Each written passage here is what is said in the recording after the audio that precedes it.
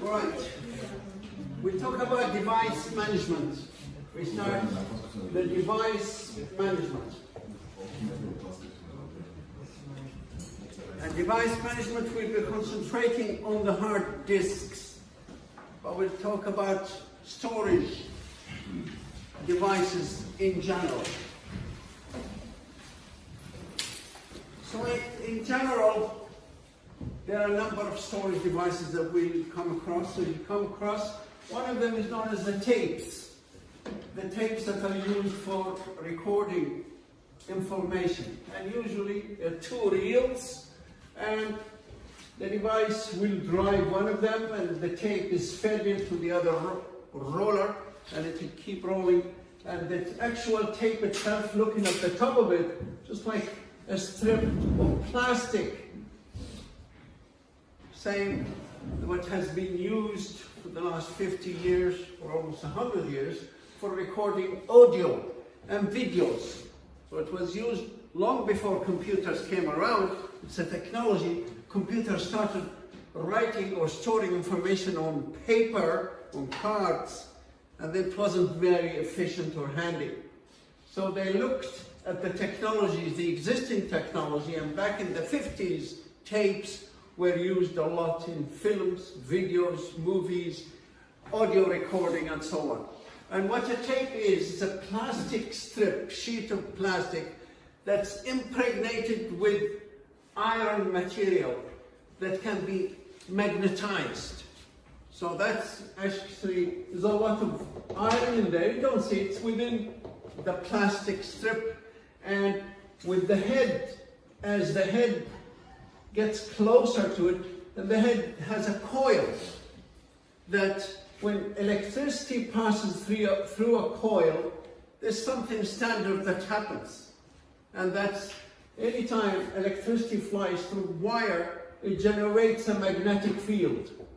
And therefore, it can affect the iron that's on the tape. So basically, it puts a magnetic charge on the tape. So if the tape was lined up randomly, it kind of tends to put them up lined in a certain way, like north to south or vice versa, whatever, depending on the charge. And also, how much magnetic charge is lodged in here and remains on the tape depends on the intensity, or the intensity of the magnetic charge depends on the strength of the current that's there. So in computing, we only store 1 and 0. And therefore, it's represented by stronger magnetic charge or weak magnetic charge for 1 or 0, whichever the value is. And when we want to read this information of a tape, all we have to do is bring in the same head, reading head, and it's a coil. And these are just the facts. These are facts of electricity and magnetism. Remember, anytime you have electricity flowing through a wire, it's just for your own information, is that there is magnetic charge created. So anytime there's current, there's magnetism. Also, if there is a magnet, for example, you have two magnets, or a magnet that has two poles, north and south, that means there's magnetism around here. If you put a wire through it, you move a wire through it, you generate current, electric current. Right? So this is a general fact that anytime you have electricity flowing through a wire, it generates magnetism.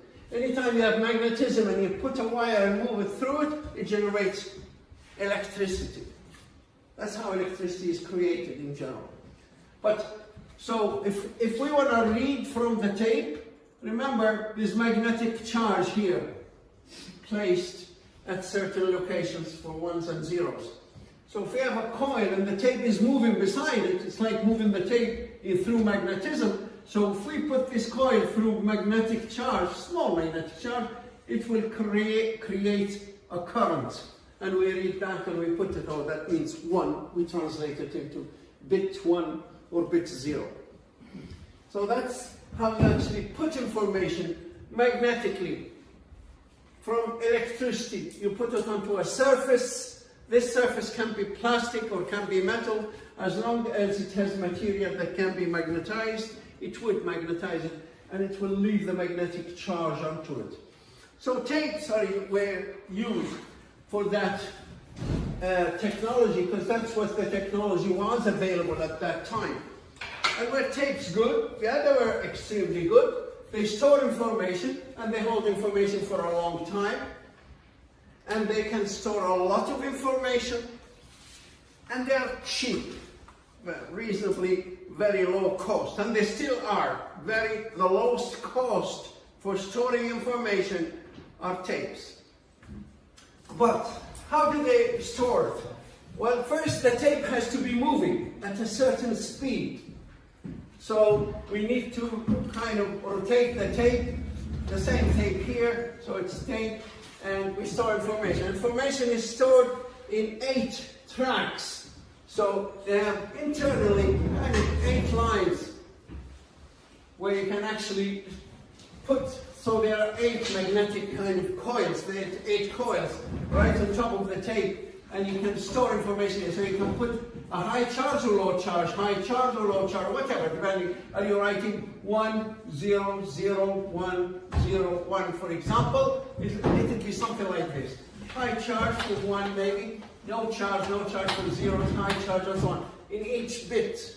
So you'll be writing 8 bits. So this part here, across the tape, you'll be writing 8 of those bits, maybe 1, 1 on this track here, 1, 1, for example, this one, and 0, no charge, 0, no charge, and then 1 and 0, 1, or something like that. So there's a charge there. And anyway, there are 8 tapes. And in the old days, it wasn't very accurate, so they added another track, a 9th track, and they use it for parity, just to check. They say, okay, we need to have even number of 1s. So if we had in this byte only 3 1s and the rest of them are 0, so the parity track, they'd add a charge. So there's always even parity. So if you find anything that only has 3 or 5 or odd, they say, there's something wrong there. So this extra last track, we call it the parity track. If you've done last semester's course where we know what parity is, and it's a form of error detection. You don't need to worry about it now. But all you need to know is that information is stored by placing a magnetic charge onto the tape. And if you want to read it, you just have a coil, and that coil, as magnetism goes past it, it creates a current. And we sense that current, and we say that we translate it into 8 of those bits. So we write 1 byte at a time. That's good. But this tape has to go under the head, whether we want to read or write. It has to go at certain speed. So when the tape starts rotating, it takes maybe a second or 2 or 3 seconds before it actually reaches the suitable speed. So what they start doing is they say, okay, write a record. So we finish writing a record, and then we have to take a gap. So if you say, read 1 record, and you read it, the head stops here. Then now, in order to read the next record, if the record was right immediately here, it will take a little while to reach a good speed, you'll miss, you can't read it. So they leave a gap, so they call it inter-record gap. That means space on the tape, so the next record starts here. In order to read, you have to start rotating the tape, and by the time it reaches a good speed, you get to the start of the next record. So you can start reading a record. And then another inter-record gap. So in fact, the gaps on the records on a tape, even at a longer scale, this would be a record, and this will be the gap. And this will be a record, so there's more gaps on the tape than there are records. And that happens on almost all storage devices. So they came up with an idea. They said, let's not have so many gaps. Let's put lots of records, one after the other, another record, another record, another record. And we call them a block, or we call them, so loads of records, and then we have 1 gap after, say, 100 records, or 50, or 10. So we read lots of records and then we stop. There's a gap now, if you want to read. And they call this a block now, a block of records. They find that it's more efficient. So if your program says, read me one record, what you do, you go and read a block, whatever the block takes, 20 records or 50 records. Bring them into memory. So now we have in the input device in memory, all the records are there. But you only wanted one, so they send you this one to your program. If your program says, read me the next record, they already have it. We give it to you at the speed of light. Almost. See, memory is so fast. If you have all the stuff in memory, you can give the next 50 records at almost the speed of light. So that blocking has two advantages. First, we reduced all the gaps between every record. We only have a gap after each block. So they call this the enter block gap. And then we have another block. So we have a block of 10 records or 100 records. And then we stop reading. And then if the program says read me next, and they finish the first, all the group that we had read, and they want to read another record, we go to that, we start rotating, we have enough space to get the good speed, reach the good speed, and then read another block. Read 100 other records, or whatever the block takes. And then give you that record you want, and we have the rest of them. Maybe your program doesn't need them anymore, it's okay, we'll wipe them off our right and get rid of them. But while we're going to the tape, which is a mechanical device, remember every other device that we'll be working with are mechanical devices. Tapes, hard disks, CDs, DVDs, they're all mechanical devices. No matter how fast they become, they're still so primitive, so slow in relation to main memory and the CPU. So you don't really want to go to the tape many times. If you want to read 50 records, you have to go and rotate that tape, and it's slow to read and transfer information. So instead of doing it 50 times, you're going to do it once, pick. It's almost as fast, pick and read in 50 records as it is to read one record. But once you bring them in, then the next 49 records, you get them all at, high speed. So by the idea of blocking or buffering, you might hear the terminology, what's meant by blocking, and we talked about it, blocking or buffering. You remember when we used buffering or blocking before? When we are dealing with the printer, in spooling. So anytime you want to write to a printer, say write one line, and you go to the printer, run it, and then you have to wait for it. It takes a second or two to print a line. If you want to print 1,000 lines, one at a time, it's going to take you 1,000 seconds, or 1,000 or 2,000 seconds. That's a lot of time. So blocking, if you say write this line to the printer in spooling, we take it in memory and say, yes, we've written it.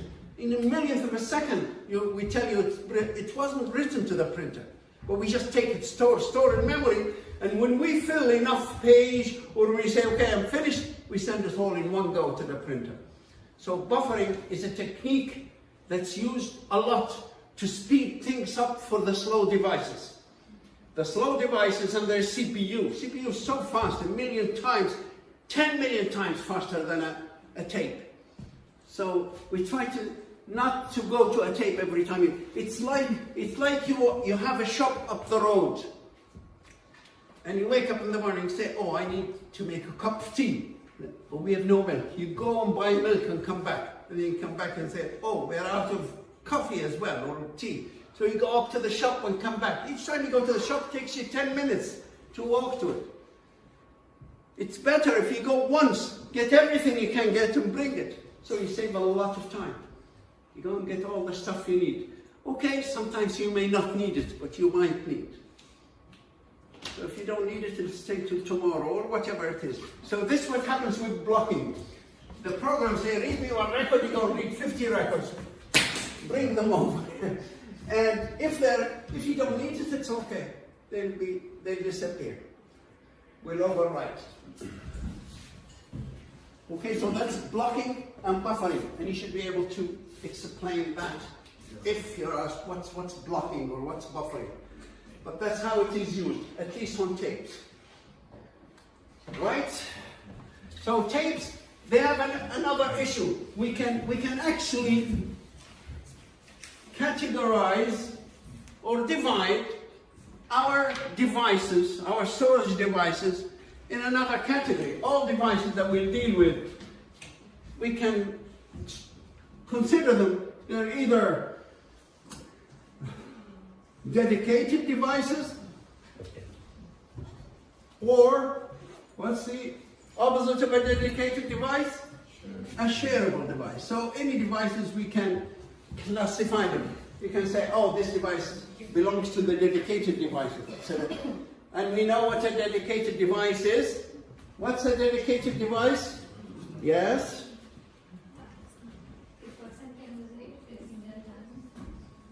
It's a device that can be used by only one user, right? At a time. And then when that user finishes, another user can use it. A shared device can be used by any number of users, more than one, at the same time. So that's one way we can divide our devices. We can also divide them, the storage devices, as being sequential or random or direct access devices. So the tapes are sequential. If you have information stored on a tape, you can only read at this point of a tape. Like the read or write head is here at the top and it's reading the information of the tape as the tape is moving along. But if the piece of information is there somewhere, or here at the very end of the tape, as the tape is moving in that direction, you'll have to read slowly, you have to read all the information until you reach the end. Until you reach the piece of information you want. If the piece of information happens to be here, that record here, you'll read it very quickly because the tape is moving in 1 second. But if it's there, it could be 5 minutes. So there's a big difference. Whenever the difference changes, they call that variance. So variance, if there is a difference, but the difference isn't always fixed. Like in this case, there's variance in the time it takes to read. Huge variance. Variance is not good for technology. It's not good for the kind of work we do. So you'd like to know how long is it going to take? 1 second, give or take, to read any piece of information? Not on a tape. It can take you 1 second, it can take you a minute, it can take you 5 minutes. That's a huge difference, and they call that variance. Depending on where the information is. The worst, if the information is already gone past the head, it's here, or it's there. It's already gone. You have to reverse. You can't just reverse a little bit in the tape and stop and start reading again. No, you have to reverse it all the way and start reading again until you find the piece of information. So tapes are good in certain ways, they're bad in other ways. They have huge variance, and they're very slow, so you cannot operate using a tape, an interactive system. An interactive system where the user is sitting and waiting for the information. They have a question, they need a record. If the record happens to be here, you'll respond very quickly. If it's there or there, it's going to take you a minute. So interactive systems don't work. Why? Because response time is very long. So tapes are not good for things that take a long time. They're good for systems or processing that does not have interactiveness in it. Anybody knows any kind of an example of a system that there's no interactiveness with the user? Batch processing. So tapes are great for batch processing. If you want, say, a hospital, at the end of the day, they switch, everybody goes home, and they want to back up all the information. They switch it on, they start running, copy all our data and send it to our storage device, a backup storage. That's a tape. So it takes it. You don't have to talk to it anymore. It might take an hour, it might take 3 hours. Let it run all the whole night. And that's good for that kind of work. And hopefully it's backup. Hopefully we'll never need it. Most of the time you don't need it. But if something goes wrong with the computer, or that computer room burned down or something, at least we have a backup somewhere on a tape that we can bring it up and, you know, refresh our information. So these are tapes. Now, after a little while, well, it's back in the 50s, the first hard disk was kind of invented, but it didn't come in operation until way in the 70s. So a hard disk is a different story. A hard disk is a metal disk, like a disk, a thin one, metal, and that is installed onto a motor. So we have an electric motor that spins and rotates at quite high speed. Most of the hard disks, the last few years, they rotate at 7,500 RPM. Nowadays, most likely, if you buy a new hard disk, it will be rotated at 15,000 RPM. So they spin at a very, very, very high speed, right? And there is a head. The head on the disk just moves this range. This is the range. It's here or there. So here's the head. Imagine there is a head there. All right, and this, the disk is spinning. So the head is always covering a circle. So if we put the head at this point, that means it can read all the information on this circle. If you move it outside, it will read the information of this circle. And every circle, we call it, anybody knows what the name of a circle in a hard disk? It's called a track. So there are a number of tracks where the information is written on the surface of the hard disk. So again, it's a piece of metal in a disk, very flat, and it's on the surface, it's covered by material that can be magnetized, like iron core or iron ore or something like that. So it has iron material that we can magnetize it with magnetism, and the magnetism is generated by electricity. So the head would be the same, similar head to the one we had on the tape, but it's going to be now on this one. Looking at the head in a bigger kind of scale, it will be something like this with a coil here, and that's where electricity goes out. So the coil is so close to the surface. If we want to if we send electricity for 1 and 0, high current and low current, it will put magnetic charges on the circle. It will place magnetic charges on the circle.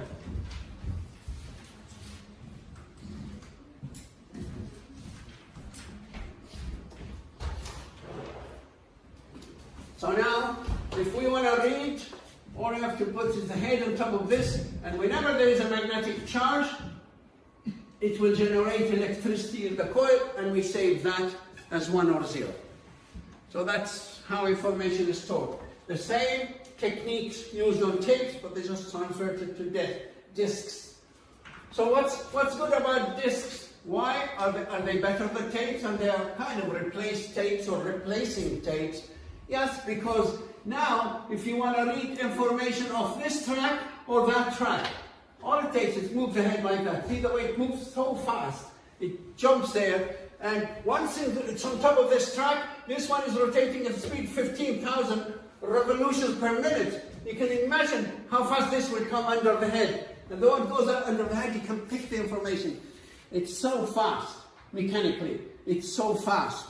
But still, just keep in mind, compared to the CPU and main memory, it's still so slow, so primitive. It's like the difference between a rocket speed, the speed a rocket flies at, and a horse cart. That's the difference between a hard disk and the actual speed of memory, main memory and CPU. But still, a hard disk is a lot better. And now, it doesn't have a high variance, it's very, very, very low variance. What do we mean? I mean, the delay to read any data from anywhere is going to be very little difference between whether you're reading from here or there. That's how long it takes. Just move the head to that point and pick the information. it's measured in milliseconds. Yeah, there are a few milliseconds differences, but milliseconds is big difference, big change from the tapes where it goes from a second to maybe a minute or 5 minutes. That's a huge variance, but this one has much lower variance. So, and what they've done on the tape, they say, okay, on the disc, which they don't do on tape, they say, let's write information on this side or on this side. So there'll be another head underneath the tape, so both heads are like this, and they both have coils, and you can write or read on either side. So if this was the disc, it would be rotating between these two heads. So you can write on this surface, you can write also on the lower surface. And there are as many tracks on the top surface and on the bottom surface as well. And what's on top of that, they said let's have another disc underneath this one. And then another disc. And each disc you can write on both sides, and they call these disc pack. So they have a disc pack, that means it's a hard disc with multiple discs. And each disc has multiple surfaces. So you can store information on both sides. And for each side you need a head. And all the heads are all fitted onto one arm, one piece of metal. They call it an arm. And so there's two for this, and then two for this one here, one underneath it and one on top of it, and then two for the next surface. And when you rotate the arm, they all move together. So if these guys are on this track here, they'll all be on the same track on each surface. Now, if you put in information on any part of the disc, how do you know where it is? Well, everything is numbered. Let's start with the surface. This top surface, this is surface number 0. And the one underneath it, so the top disc here, the top surface is 0, the next one is 1. Surface number 2, or disc number 2, it has surface 2 and 3, and so on. So this one with 3 discs, it'll probably be numbered 0, 0 here, 1 there, and then this is surface number 2, surface number 3, and surface number 4, and surface number 5. There'll be 6 surfaces in this case. If we had 6 diskettes, there'll probably be 12 surfaces. And each surface has its own head, so the heads are also numbered the same number. So first you need to know which surface, and then once you know which surface, you need to know which track. Where is the file? Is it here, or is it there? So we know which surface now. Let's just decide which track. And the tracks are numbered from 0 to the maximum track, and that's number 0, 1, 2. 0 is the outside track, 1, 2, 3, all the way to here. There could be 1,000 tracks. That could be track number 999. And on each surface, there could be 1,000 tracks or more. How many tracks do we have? It depends on these, the heads. How do we move them? Of course, there's an electric motor here that you switch it on, rotates. You switch it off, it stops. But guess what? With electric motors, they don't really stop immediately. So if you move, you want to go to track 40, you might go, and then when you get to 40, you switch it off. It's still moving, it's slowly and stops. Probably stops at track 50. So they developed these motors here. They're not just an ordinary electric motor. They call them stepper motor. Stepper motor. It's an electric motor, very expensive. Well, expensive enough. But the good thing about it, any point you want to stop it at, you can go and stop immediately at that point. It doesn't go past it. They call them stepper motors. So it can stop. When they started first, they only had 80 tracks or 100 tracks. So it can stop, make 100 clear stops. But now they can have 4,000 stops in such a small space. So they're more accurate now, and the more accurate they can be, the more data you can put, so you can stop at any track you want. And once you stop at the track, then you can start writing information. But they also, they divided this into sectors. So this track here is divided, and there's a gap here, small gap, and there's another sector, another sector, another sector, and so on. So they split this track into sectors or blocks. So every track consists of a number of sectors or blocks. And they are also numbered. This could be, this here is, for example, number 0, sector 1, sector 2, sector 3, sector 4. It depends on how many sectors we have on each track. And this block or sector became to be the data unit that tapes use or hard disks use. If you say, I want to write a file, give me a bit of space. They don't give you, how big is your file? 2 bytes? We don't give you 2 bytes. We give you a block. It's just like maybe in memory management or memory pages, we give you a page. Whether you use it or not, it's up to you. But also here, you want a space, you'll be given a block. This is yours. You might start writing a file. You only write 2, 3 bytes, and the rest of it is unused. But that's what you'll be getting. Every time you say a read, you request to read from a file, from a hard disk, we go and read a block. Whether that's 2 records or 200 records, we just go and read a block. Why? That's buffering and blocking, that's called. And why we do buffering and blocking? To reduce the number of times you go to the hard disk. If you want to read a very long file, if you want to read 1 record at a time, if you don't do blocking, you might have 2,000 records. You have to go 2,000 times to the hard disk. It might take you 1 or 2 seconds to read from a hard disk, but that's 200 seconds. But if you do blocking, you might read the 200 records in one go. So 2 seconds and you're done. You've read the entire file, maybe. So that's why we do blocking. Blocking, think of yourself going to a shop. You go 10 times to a shop or you go once. Blocking is you go once. Or less time. Sometimes you might have to go second time, but at least each time you go, you get a lot of stuff to bring it over. That's what we do here. Unfortunately, sometimes you don't need all the records. The program that only asks for 2 records. We go and get 200 records. It's okay, because it costs us as much time to go and read 2 records or 200 records. The traveling, so it's not just the actual reading. It's like when you go to the shop, it's not just buying at the till, it's all the way that you have to walk up and all the way you walk back, all that's considered into the delay.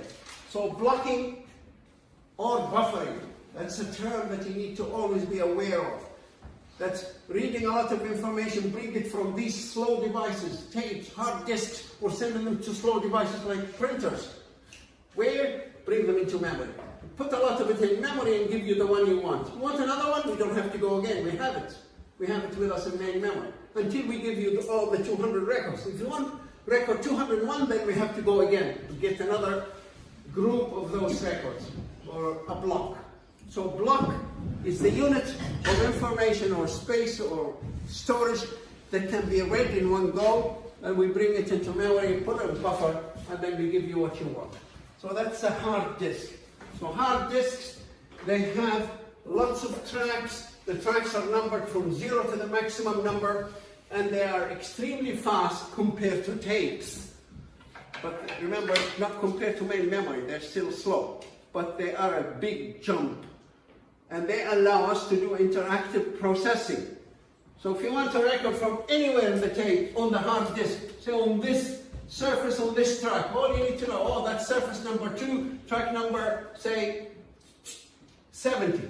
So we move the head, we bring it to track 70, and this thing spins underneath it. We need to know which sector, if it's sector number 2 or 3, as soon as it passes under the head, it will be picked up. So it will be picked up in half a second. The information. It doesn't matter, you know, if you want another one here, you just move the head that way. And it moves so fast that reading the information, there's very little difference between the length of time it takes to read any record. And that's why hard disks, because they are called direct access devices. It goes directly to any point you want of that disk and can read it. In a tape, it's not. It's called sequential. Why? Because it has to start at the start and read sequentially until it reaches the point you want. With a hard disk, we don't have to read anything. We go straight to the one you want. We go to the track, and we put the head on the track, and we wait for the data to go under the head and pick it up. It's called direct access device.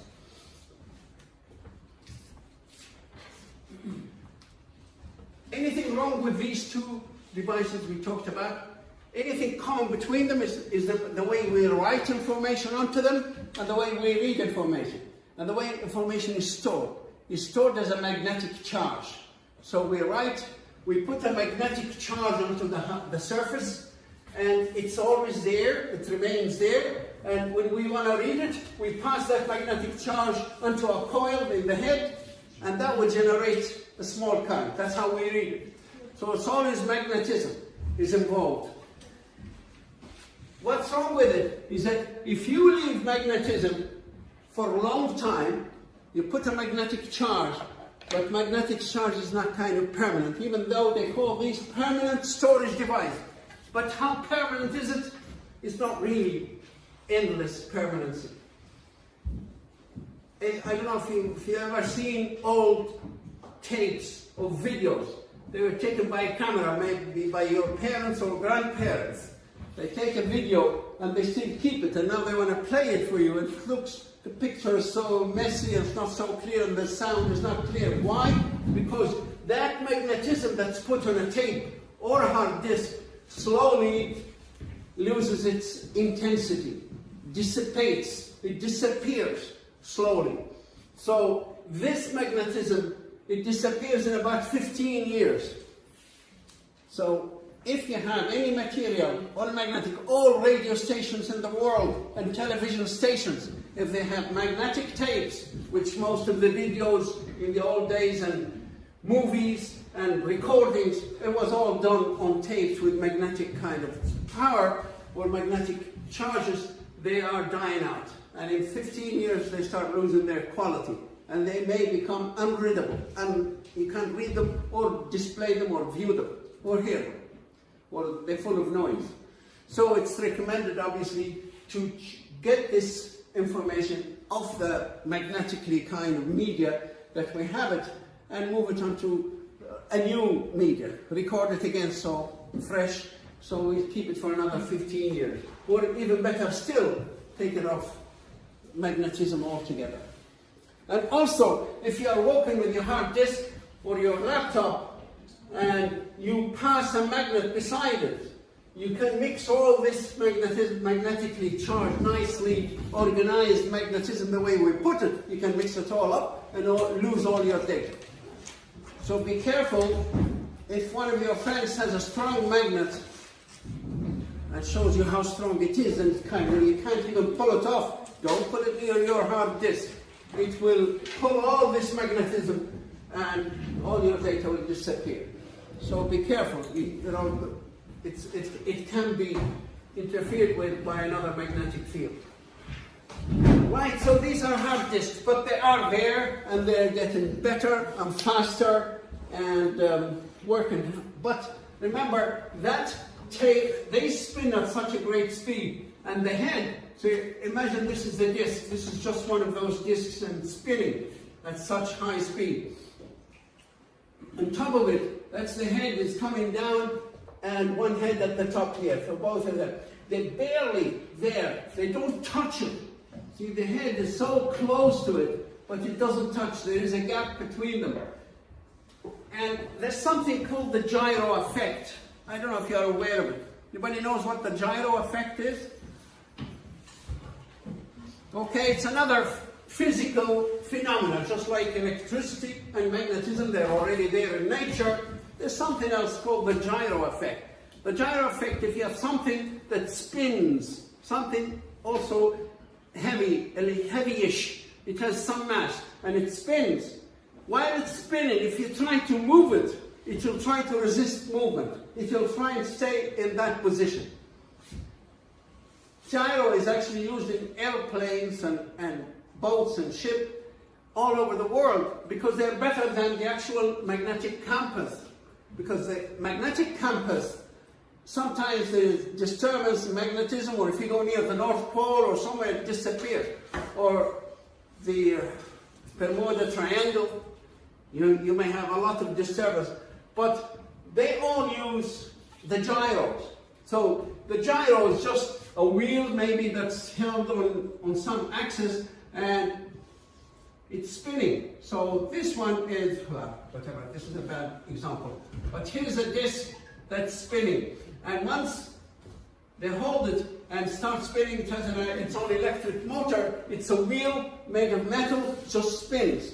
And once it starts spinning on an airplane, it's sitting on a base that it can swivel, then there it is. For example, if the disc is spinning in this direction, there, we just started the disc rotating. And then we turn the airplane, the disc doesn't turn, it keeps its position. So as you keep turning in different direction, it just keeps pointing to the same location. So once they started in the morning and start running, they mark it what angle is that, and they start using that as their reference, and then it just doesn't change. So that's a technique of knowing, using it for direction. Now, what's that got to do with us? Well, the hard disk is just like one of those devices. It just has a weight and it spins, and if you try to move it, it will try and hold on to its location, its direction. That's why it's not a good idea to move your computer or your laptop while the hard disk is working, while it's reading, because remember, it's spinning at 7,000 or 15,000 RPM, and it has a fantastic gyro effect. You move it, it'll try and stay in where it is. So like a wheel of a bicycle. If you hold the wheel of a bike like this with your hands, and the wheel is there, somebody spins it. If you try to rotate it, it will pull you off, it will resist you, it will stay in that position for as long as it can. The same with the gyro effect. And if it stays in the gyro, it might touch the head. And if it touches the head, it's gone. All your data on it is gone. So it will scrape it and it will break the hard disk. So, and most of hard disks now, when it's not working, they pull the heads away. They call it the parking position, so it stays away from the surface, so it doesn't do any damage to the hard disk. So it's generally don't move that hard disk while it's rotating. Anything that rotates, don't try and move it, unless you are supposed to. But anyway, let's get back to our storage devices. So magnetism has a problem. Anybody knows what the disadvantage of hard disks are? Because they are magnetic devices, they tend to lose that magnetic intensity. It takes 15 years, but so they thought of other techniques of using storage devices, and they came up with the CDs and DVDs. And the CD is much cheaper than a hard disk. It's a piece of plastic, and they cover it with material, kind of alloy, made of few different metals, but it easily melts. And how do they write on it? They have a laser. They have a little laser on the reader right head. I'm just making a big head here. So the head is so small, it goes over the surface, not as close as the hard disk, but it doesn't write on it with magnetic or electricity or magnetism. We just have a light here, a bulb that generates a laser light and shoots it at that. Of course, this one is also spinning. So if you want to write 1 or 0, it makes strong laser or light laser. So the intensity of light changes.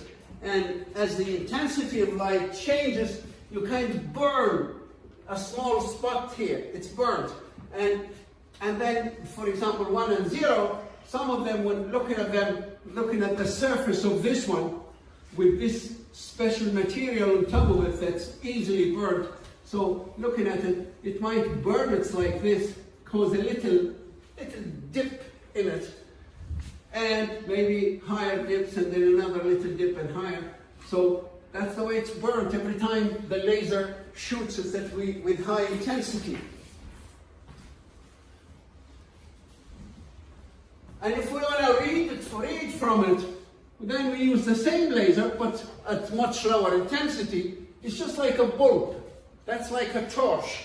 You just switch it on and it shoots light here, but at much lower intensity to read it, and it reflects, and you have a camera here that reads it. So if it reflects, for example, that means, hey, there was a hole here, but if there isn't, it might reflect in a different direction that we don't read it, and therefore we might consider it 1 or 0. So that's how it's actually done. So we burn the surface, melt the surface at certain strength of time, at certain speed, and creates these troughs and kind of dips and valleys, and so that's how CD and DVD is done. And then it stays in that position. And when they started them first, that's it. Once you burn it, you can't use it again. And that's why they used to call these CDs read only. Once they are written, write once, read always, or read many. So once you burn it, that's it. You cannot re-burn it again. And then they kind of over the years, technology, they kept changing the metals and trying different technologies. And then they came up to the CDs or DVDs that we have now that you can rewrite many times. They say you can rewrite 200 times, some they say 2,000 times. And what they do is that they remelt it again, and it cools down again as flat surface, and then they start burning it again. So we got the ones that you can rewrite, rewritable CDs or DVDs. And then with technology, they also improved how many kind of bits can you put, how many holes or how many dips can you have, and how many troughs in every centimeter or every inch. And they started getting better at it and better at it, that they started having higher density CDs. When they started first, they could store very little information on CD, and then it got more and more, went to 4 gig, and now I think it's at 8 gig or 16 gig at the moment. So yeah, it's getting better. You can store actually more information. And what's the advantage of this over magnetism? They say, that's it, once you burn that metal, just put it in a storage space and lock it, it will never go bad. It will always be there forever, because nothing is going to kind of overheat it. If you don't overheat again, or you don't put it in sunshine that might melt this metal, then hopefully it should never change.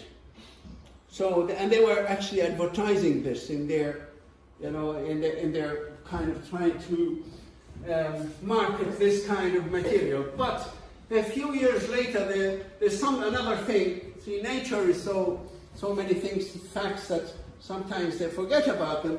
There's something else in nature, is that if you take any two metals, whatever they are, copper and iron, let them touch one another, after a few weeks or a few months, they will cause corrosion between them.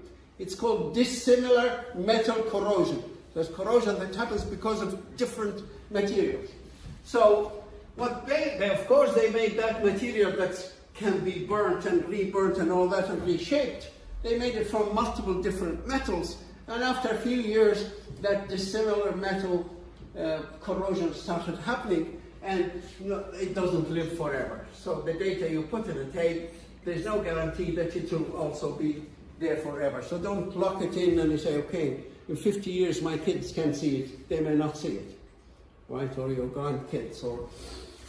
So anyway, so now they're kind of moving into okay, let's first finish with this one. So again, the CD, it's a spinning device that rotates just like the hard disk, but the hard disk rotates at fixed speed.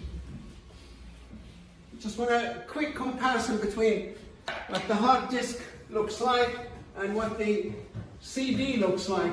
Of course, from the looks, from the shape, the color, this is real shiny. When you look at the metal that's covering this one, it's like silver, it's like, real shiny material. It's nice looking. The hard disk, just whatever the color of metal is, and they cover it with magnetic kind of metal that can be magnetized. This one, metal that can be burnt by a laser. Now, this one spins at fixed speed, and this one spins at variable speed. So this one changes its speed depending on you in or out. In such a way, this one, that you will cover the same distance, the same longitudinal distance at the same time. So when you are at this point, you'll be spinning a lot slower because, well, you'll have to cover so many. But because here, that's one distance could be in a less than a circle you finish. Like, to read this, you might have to spin almost one full circle. Because you read, let's say, 5 centimeters. You have to spend this length of time. And that's almost full revolution. But here, that's a 5 centimeter length wide, and then you can read that. So the speed, the longitudinal speed is fixed here, but not the rotational speed. So you have to slow down in order to be able to read the ones on the outside. With the hard disk, you read them at the same speed.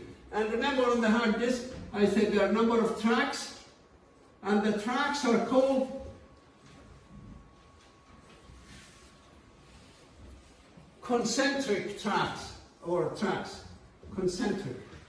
That means they have the same center. All the tracks are full circles, and they join in one center. So one circle is bigger than the other. They never touch. So one circle is bigger than the other.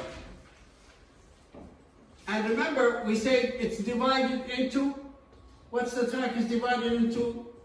This one here. What's this called, this section from here to there? Anybody remembers?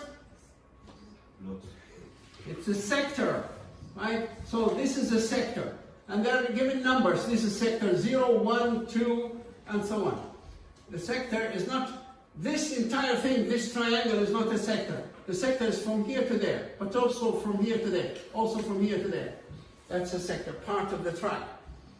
Like some books, they draw this, and people start thinking, oh, this is the sector, the whole triangle. No, the sector is just from this side to that side. These are a group of sectors. And then this is another sector, and so on. The point is, in hard disks, the information you put on the inside track is the same amount of information exactly that you can put on the outside track. Even though the outside track is a lot longer, you can put more information. But on the outside, it's more spaced out. There's more space between the bits. While here, they're a lot more condensed. But for example, if you can put 1 million bits on this track, you can also put exactly 1 million bits on the outside. And that's why hard disks have to be read, and they have to spin exactly. Because the same length of time, this will read this part, it's the same length of time that this will read this part. So they're spinning at the same speed. Okay, we can put more information in there, and they've actually started recently to pack them, and they have difference between the inside track and the outside track. But up until a couple of years ago, that's the rule. Hard disks spin at the same speed, and you put the same information on the outside track, exactly the same as the inside track. It's just on the inside, they're packed more. On CDs and DVDs, tracks are different. And they are not concentric circles, it's all one track. It starts at this point, gets bigger and bigger. It's continuous. It doesn't touch, and it's not multiple circles. So if you keep following the same track, you go from one end to the other. So that's how CDs and DVDs, their tracks are one coil, one. What's a proper word where it gets smaller and smaller and smaller?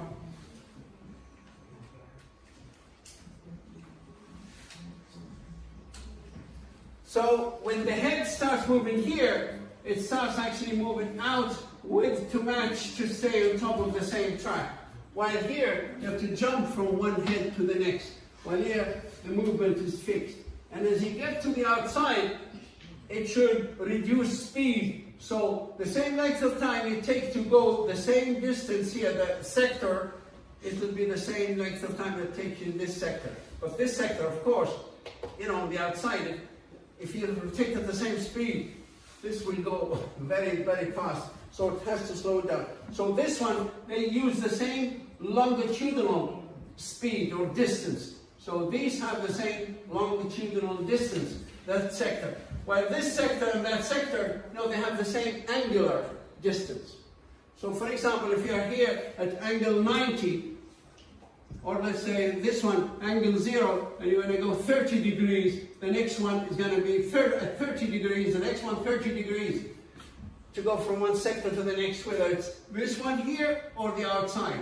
While here, no, this one goes from, say, 0 to almost 260, just to cover one track on the inside. But on the outside, there, it's only from that angle. So the angular speed is different, but the same length is covered. So data on CDs, it all has that same density. It's stored at the same density. The spacing is the same all over. While on a hard disk, the inside ones are more pushed together and the outside tracks are more spaced out. So which one is better? A tape, a hard disk, or a CD? Who's going to tell me? Who's listening to me? What do you think? Which one is better? Hard disk? Yeah, hard disks are better. That's a good answer, but it's not necessarily the right answer. Anybody else? What do you think? Anybody there in the back? Which one is better, a hard disk or a tape or a CD? It depends. Yeah, it depends on so many things. Why would you say a CD is better? Why you prefer to carry your information on a DVD and not on a hard disk? Any idea? Cheaper than hard disk. It's probably cheaper. Is there any other reason? We can keep for longer times.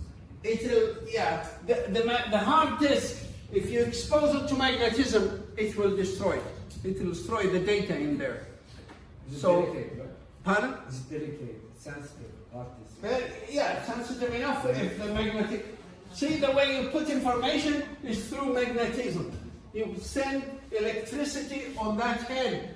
That head is something like it has a coil, and you send the electric signal, and it will put a magnetic field onto the track. A magnetic charge. And when you read it, when it goes past a coil, it will create a small current in that coil, and we read that and we say that's 1, or that's 0, that's 1 or 0. Yeah, of course, if you bring a strong magnet and pass it by the head, it will pull all these magnetic fields, and it will put its own magnetic charge onto the hard disk, so your data could be lost. Make sure you don't bring it near a magnet or a device that has strong magnetism in it. All right, anything else? Okay, let's just look at tapes and hard disks. Which one is better? Which one is better, guys? Why is it better? It's the wrong answer, but if you say hard disk, give me a reason why it's better. Who said hard disk? Okay. Why the hard disk, in your view, is better than a tape?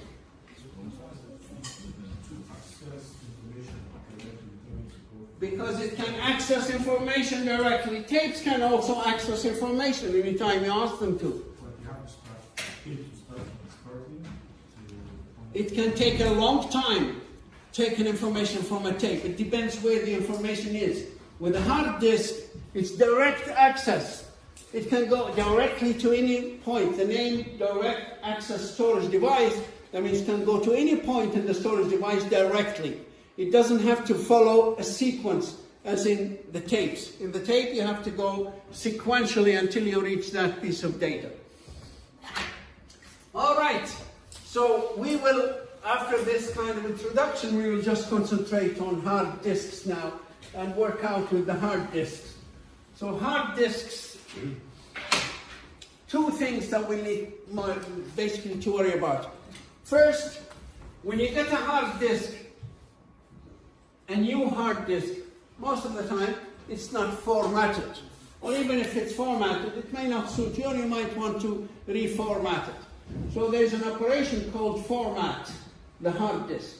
Format, that means put the form, the shape onto the hard disk magnetically, make it, suit whatever work data you want to store on it. So formatting is basically, we'll put the tracks onto it, but of course you want to put the maximum tracks to maximize the amount of data you can store. And also, by formatting, you're not really changing the amount of data you can store. And then deciding how big each sector is. So when you format a hard disk, it'll ask you, it won't even ask you how many tracks. The tracks, it will maximize them. It'll ask you, how many sectors do you want? Do you want to break? That means, what's the sector? So what difference does it make? Are we going to have, for example, 1, 2, 3, 4, 5, 6, 7, 8, 9. So this one here, we have 9 sectors. Is it better to have 9 sectors, or 30 sectors, or 5 sectors? Okay, so here's the same hard disk, or a similar hard disk, with 5 sectors. 1, 2, 3, 4, 5. There. 0, 1, 2, 3, and 4. It has 4 sectors. And this one has 18 sectors. There it is. Or even more, 36 sectors we can have if we split them into smaller. So imagine this is 36 sectors, and this is, how many did we say? 5 sectors. Which one is better? What does a sector change? What is it that will change if we have bigger sectors or smaller sectors? Because remember, the amount of information you store on this track doesn't change. For example, you can store 1 million bytes or 1 million bits on this, they're still going to be 1 million. And this one's still going to be 1 million. It's just this one's going to be kind of organized into groups of maybe 36 different groups, and this one 5 different groups. But the total amount of data you can write or read from that hard disk does not change by the sector. Anybody? Can you think why? Which one is better? Anybody? Okay, I told you this is called a sector from here to there. It's also, some people call it a block. Now we have more blocks or less blocks. Do you know what a block is?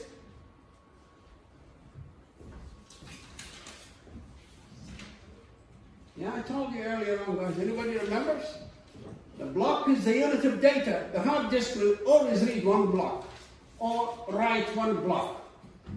If you say read me 10 records or write, here's 1 word, can you write this? It will wait until you fill a block, unless you say, okay, that's it, close. Then it will go and write the word to that block. But if you keep saying, write this word, and there, you open a file and start writing, and you say, write this one, and come back and write again. No, it will wait for you until you come back and write again and again and again. And if you keep writing, only now once you've filled 1 full block, it will go once, write that block, and come back to you. And maybe you want to write another block, and you continue. So if you keep writing 1 line at a time and say, write it, it will say, yes, it's written, but in fact it's not written. It's just like spooling. It will put it in buffer and say, okay, we've written that. And you say, write another line. Say, okay, we've written it. And it keep accumulating in memory, and once in memory we have enough data, we send it once. That's why you only go once to the hard disk. That's all operating systems do that through something called blocking. So, and now here, when they ask you how many blocks you want or how many sectors, that means how many of these do you want? Do you want them big or small? So, anybody now can see any difference? Which one is better? You have a large block or a small block? Yeah? Let's say a smaller block because it takes less time to guess the information. A smaller block is better, you said? It's faster to guess. It's faster. Okay. So, okay, let me ask you this question. Imagine I have the same file. I'm writing a file to those 2 hard disks, exactly the same file. So this file is this biggish file. So it goes from here all the way to there. Okay, exactly the same file. We go from here to there. Which one is going to be written faster? I want to ask you, I'll ask someone else. What do you think? Which file is going to be written faster? On that hard disk or this hard disk? The one on the right. Why? Any idea why? Anybody has same or different opinion? What do you think? Which one is going to be faster? The hard disk on the right or the left? We're writing the same file to that hard disk and the same file to this hard disk. Which one is going to be written faster than the other? It's the idea is how many times am I going to go to that hard disk? How many times do you think it will take? How many visits to the hard disk it will take to finish writing the file? Because every time you go there, you write a block, one block. So here to write one block, 2, 3, 4, 5, 6, 7, 8, 9, 10, 11, 12. You go 12 times writing to the hard disk. Why? Because that's the block. Block size is small. Here, how many times will it go? 1, 2, 3, 4. You go 4 times. So it doesn't matter really how much information you write. It's to get that mechanical device to spin and go there and move the head and lodge the information. Whether you lodge 10 bytes or 1,000 bytes, probably the lodgement itself is the fastest thing. But it's the mechanically that rotates around and moving the head to that location. So every time you go to here to this hard disk, you go 4 times and you're finished. Here you have to go, as we said, 12 times or whatever number of times that we have to go to. And that way, the bigger the block, the faster files will be written. So if you have large files, especially videos, if you want to write a video to this one, and the video takes 2 full tracks, how many sectors are going to be in each one of them? 30, so you're going to go 36 times to that hard disk to write each block. And that's going to take a lot longer than this one here that might take 5 times or 10 times. Yeah? Let's keep the memory regions big enough to fit one of them. Our memory, yeah. But of course, we assume that there is memory. Most computers will always allocate part of the memory, part of the buffer to the I/O devices, because I/O devices are slow generally. Yeah. I mean, like fireball execution is not big enough to fix one of the big ones take longer.